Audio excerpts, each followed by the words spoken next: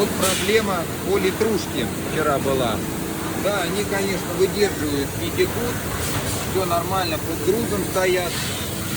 Вот, 9 килограмм. Значит, ну, была вот такая вещь, мы обнаружили. Вот по просвет видно. Да, в районе крапа светлые участки. Интересный момент. Если взять залив горловины, вот он,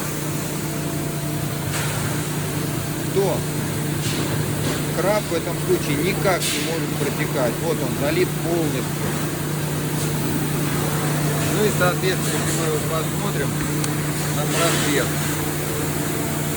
вот он, абсолютно непросвечиваемый. Поэтому определенный залив горловины даже где-то в плюсе работает.